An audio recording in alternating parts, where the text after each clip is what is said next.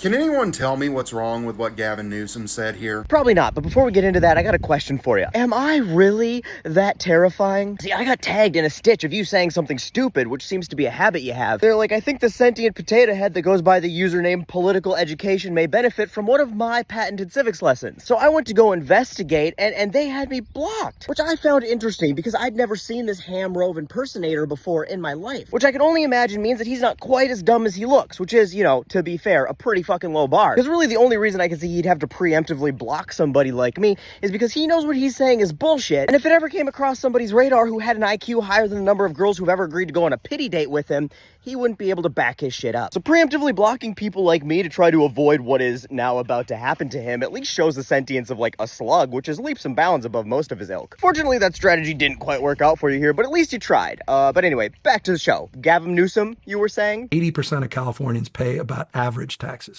40% of Californians pay lower taxes than they do in Texas and Florida. Texas and Florida tax their lowest wage earners more than we do our highest wage earners.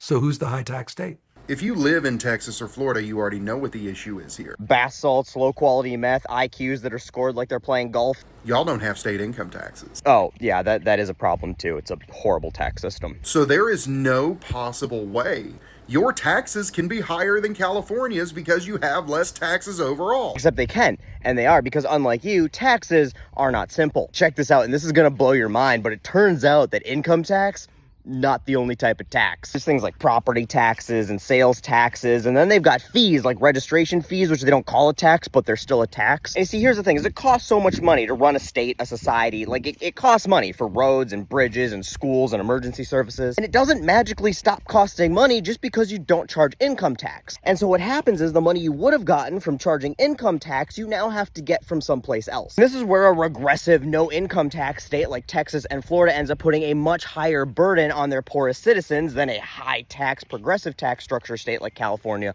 or Minnesota. See, when a state doesn't have income tax to get a good portion of its revenue from high-income earners, it has a lot less money for infrastructure and services. So to try to make up for that, usually unsuccessfully, localities will jack up property tax rates and make you pay more in sales taxes and fees. This is why Texas has some of the highest property taxes in the country, which makes cost of living far more expensive whether you rent or own, and higher sales tax rates, which again could get confusing if you're stupid, because while Texas's base sales tax rate is 6.25%, which is 1% lower than California's, localities can and often do have to charge an additional 2% on that sales tax rate, pushing it up to 8.25%, you know, to make up for the lack of revenue they're not getting because Texas refuses to charge rich people income tax. And in addition to that, of 176 taxable services that are taxed in one of the three states, Texas, California, or Florida, California only taxes 21 of them. Texas, on the other hand, taxes 90 of them. So when you put all those things together, it turns out that the lowest earners in Texas have a higher tax burden than even the highest earners in California. And 80% of Californians have an average or below average tax burden, all while having access to better education, healthcare, public transit, infrastructure,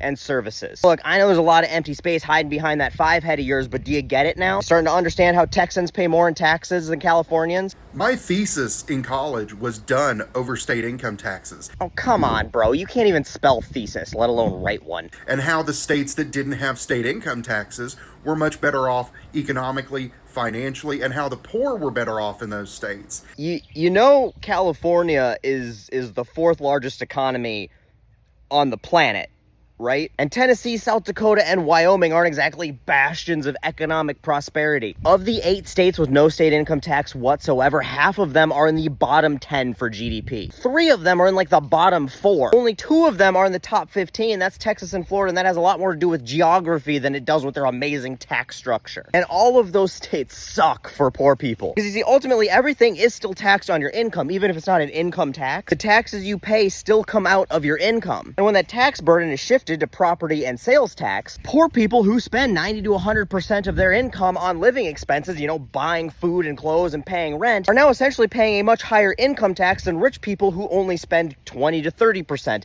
on those same things. And what's more is all of the things that poor people rely on, like public transportation, public schools, public assistance, all of those services are worse in states without income tax, which is worse for poor people because now they have fewer services and they're paying more for them. And he has the audacity to sit out here and lie to y'all. And what's worse is there are people out there You'll believe every word he says. Audacity, bro. You're out here broadcasting bullshit from your mom's basement that you don't even believe, because if you did, you wouldn't be smashing the block button like a coward on anybody who could call you out on it. So take that Hot Pocket Stains degree in grifting from Greendale Community College and throw it in the trash, because you are not very good at it. Go have your mom make you some pizza rolls and start working on a 5-year plan about how you can get better at putting the fries in the bag, so maybe one day you can get that raise and move out of your mom's basement, because I'm sure even she is fucking sick of you.